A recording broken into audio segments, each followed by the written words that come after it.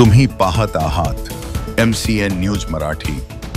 जळगाव जामोद पोलिसांनी जुगार अड्ड्यावर कारवाई करत नगद रक्कम 11,720 रुपये, 10 अँड्रॉइड मोबाईल किंमत 91,000 रुपये, 4 मोटारसायकली किंमत 2 लाख रुपये असा एकूण 3,2750 रुपयांचा मुद्देमाल जप्त केला आहे।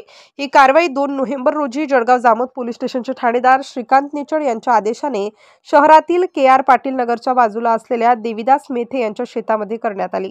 या जुगार अड्ड्यावरील कारवाईत भास्कर काशीराम येऊल वय 40 वर्ष, गजानन विजयसिंह परिहार वय 49 वर्ष, सुरेश पुंडलिक उगले वय 59 वर्ष, संदीप विष्णू बुले वय 33 वर्ष, गजानन नारायण भोपळे वय 40 वर्ष, विलास मनोहर उमाळे वय 43 वर्ष, अजय सीताराम अंबडकार वय 30 वर्ष, अशोक पुंजाजी गव्हाळे वय 50 वर्ष सर्व राहणार जळगाव जामोद, दिलीप रमेश भोसले वय 25 वर्ष राहणार वाडी तालुका जळगाव जामोद, विनोद विद्याचंदन जयस्वाल वय 45 वर्ष राहणार गोरखपूर उत्तर प्रदेश हे सर्व पैशाच्या हार जीतवर एक्का बादशाह नावाचा 52 ताशपत्ती जुगार खेळताना आढळून आले।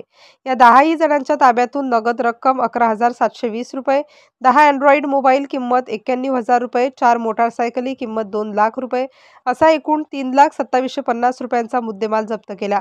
ही कारवाई जिल्हा पोलीस अधीक्षक निलेश तांबे, अप्पर पोलीस अधीक्षक श्रेणिक लोढा, उपविभागीय पोलीस अधिकारी आनंद महाजन यांच्या आदेशाने जळगाव जामोद पोलीस स्टेशनचे ठाणेदार श्रीकांत निचळ यांच्या मार्गदर्शनात police Naik Irfan Shaikh, police constable Sachin Rajput, police constable Sandeep Rindhe, police constable Swapnil Dhandar, Parmeshwar Dhon, Swapnil Maske, Swapnil झुंजारकर यांनी केली।